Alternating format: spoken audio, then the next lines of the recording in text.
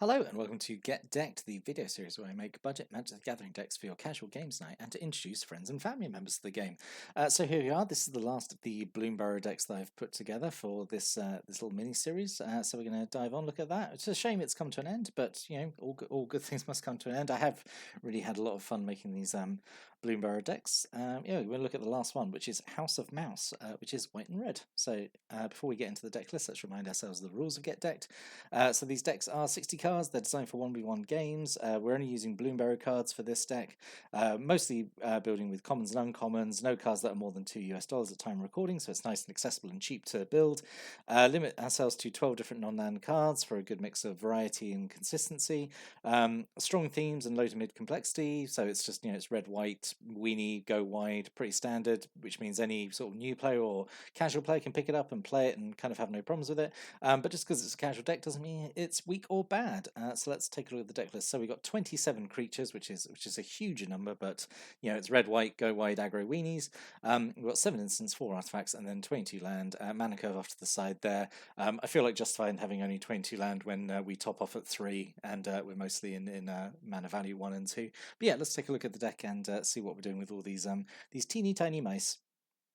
So first, we're going to talk about how we're winning and what helps us win, because like some of the previous Bloomburrow decks I've looked at, there's so much overlap between win conditions and the ways that we support our win conditions that we're just going to talk about them all at once. So let's talk about the mouse ability in Bloomburrow, which is Valiant, which is kind of very similar to Heroic from original Theros.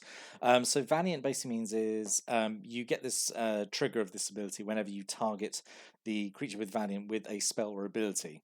So kind of like Heroic, except it triggers off abilities, but unlike Heroic, you only get the trigger once per turn.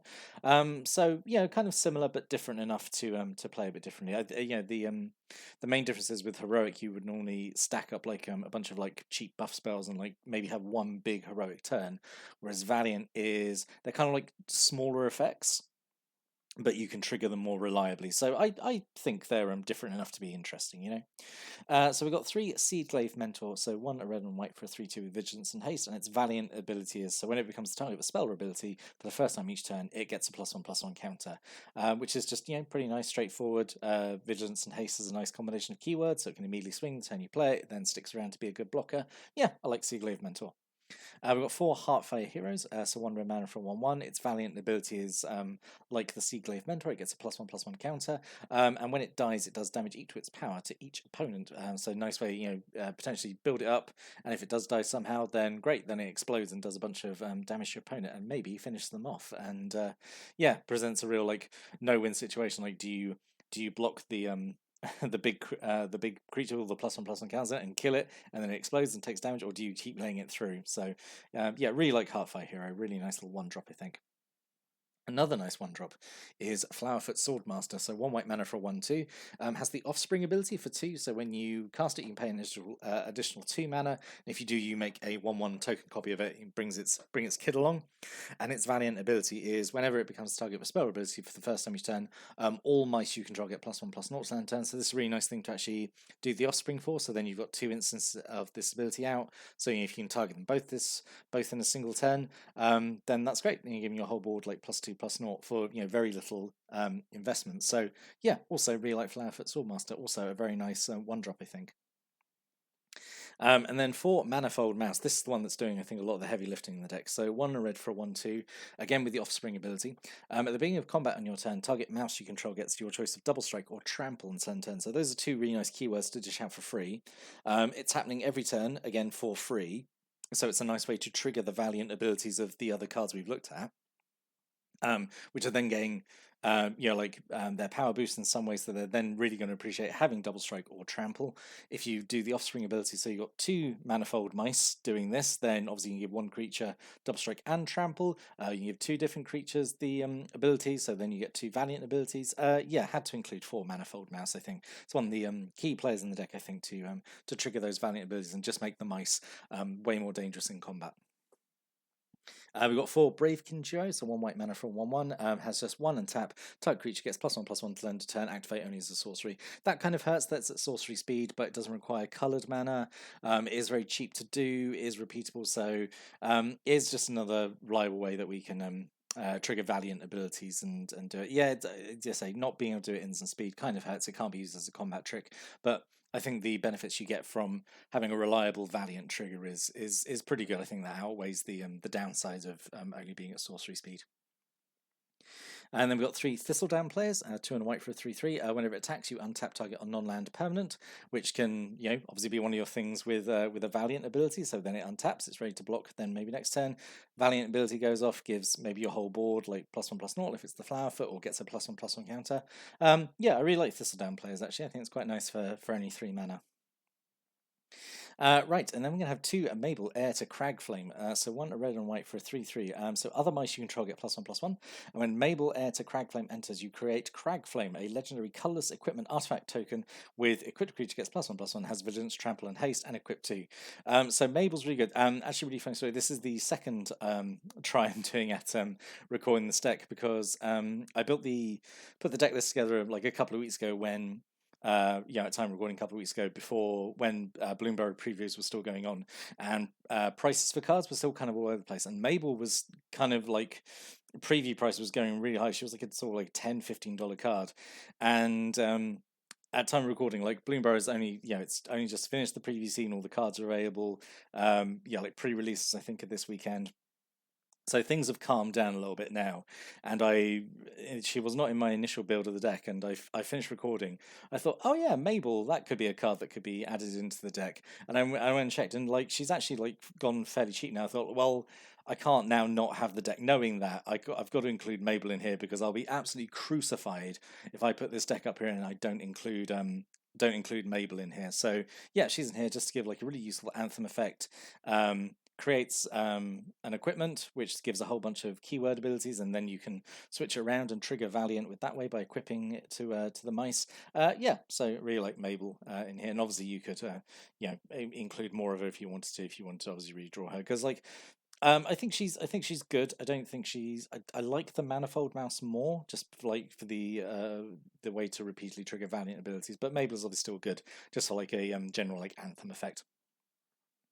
And then as a buff spell, we've got 4 Mabel's Metal. So 1 white gives 1 creature +2/+2, and another creature gets +1/+1. So again, this is a nice way of triggering 2 Valiant abilities at once, which is really nice. Reminds me of the teamwork combat tricks all the way back from original Theros, which were again meant to trigger like 2 heroics at once from a single spell, which was really fun. And then we've got 4 short bows, 2 mana equipment. Equipped creature gets +1/+1, has a vigilance and reach, and equips for only 1. So again, nice, really cheap way. We can keep switching this around between our mice, triggering their Valiant abilities for not much mana investment, and whatever this lands on. Again, gets like vigilance and reach is like a pretty nice combination of keywords, and +1/+1 as well. Yeah, just I thought it'd be a nice little inclusion here. So now we're going to talk about what stops them winning. So this is just like our removal options and ways just to delay things. So we've got 2 mouse trappers, 2 and a white for a 3/2 with flash. So it's always nice having flash. You can treat it sort of as a combat trick. And its Valiant ability is to tap a creature an opponent controls. So it's kind of like a normal like Master Decoy ability. Although you got to put a little more extra work in to get it to go off, and you can only do it once a turn. But it's still good. Gets a block out of the way, stops like a big attacker or something. So yeah, quite like mouse trapper. We've got 2 Nettle Guard, 1 and a white for a 3/1. Its Valiant ability is just to get +0/+2, which is fine, that's whatever. It's mostly here just for the limited utility of it being able to sacrifice and do disenchant, which is okay, just in case it comes up. And then in terms of an actual removal spell, we've got 3 Rabid Gnaw. Hate this artwork, as I said in the Bloomburrow starter kit review, but it is actually perfect for the mice. So it's cheap, 1 and a red. It's an instant speed, gives a creature control +1/+0 to end turn, so trigger a Valiant ability. And then it is a bite effect, so it does damage equal to its power to target creature you don't control. So despite the fact these all the creatures in here are mice, actually pretty high power. So this I think can quite reliably kill something, especially as you're boosting its power with Rabid Gnaw first. So yeah, hate the artwork, but love the card, especially in this deck. It is actually perfect. And then we can quickly talk about the mana base.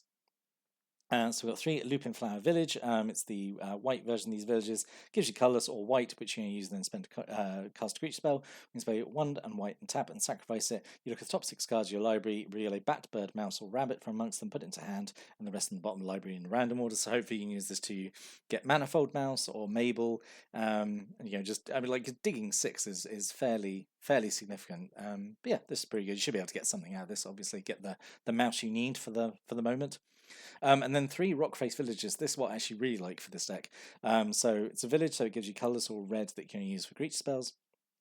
And then its ability is red and tap to give a lizard, mouse, otter, or raccoon you control +1/+0 and haste until end of turn, which like on a land, and again it's at sorcery speed, but like repeatable ability here to target something to trigger valiant abilities, give haste, give a little power boost for only 1 red mana, and to stick this on the land is actually, I think, really good. And yeah, I really like it in here as well. It's just another way to trigger those valiant abilities and just get maximum value out of our mice, I think. And then just 9 plains and 7 mountains ties it all together. So I'd love to know what you think about this deck. Do you think there should be more Mabels in it? I do. I don't regret re-recording this again with a slight modification of the build to include her, because she is obviously like perfect for the deck. But yeah, if you got any thoughts about the deck, like other things I might have missed out, or things you'd swap around, substitute, have more of, have less of, definitely stick a comment down below with your thoughts. Not only on this deck, but on all the Bloomburrow ones that we've looked at. Like, which one's been your favourite? Are you do you wish I had looked at like the other color combination? Do you wish I'd taken a swing at like rabbits or otters or birds, like any of the other ones? If you've got ideas for those decks, stick them down below. We'll have a look at maybe deck lists you've put together for those, in the same vein, these kind of budget casual deck lists. But I hope you've really enjoyed these Bloomburrow decks. I've really enjoyed putting them together, and I think I've carved out a bit of a niche for myself of doing this now for every new set that comes out. Like, I feel I've got to keep that going, because it's just easy content to make, isn't it? So I'll probably almost certainly be doing this for Duskmorn when that comes out, and future sets going into maybe Foundations as well, see what the card pool for that's like. But yeah, I really hope you've enjoyed this one. I really enjoyed putting them together. I will do other get decks as well that aren't tied to sets, as well as we as the channel progresses and stuff. I'm just completely rambling now, but I really hope you enjoyed this deck. I really hope you enjoyed all the Bloomburrow decks and all the get decked decks. If you have enjoyed them, please make sure to like, comment, subscribe, all that good stuff. But yeah, I hope you join me next time for whatever video we've got coming up next. But until then, thanks for watching and listening, and have a great day.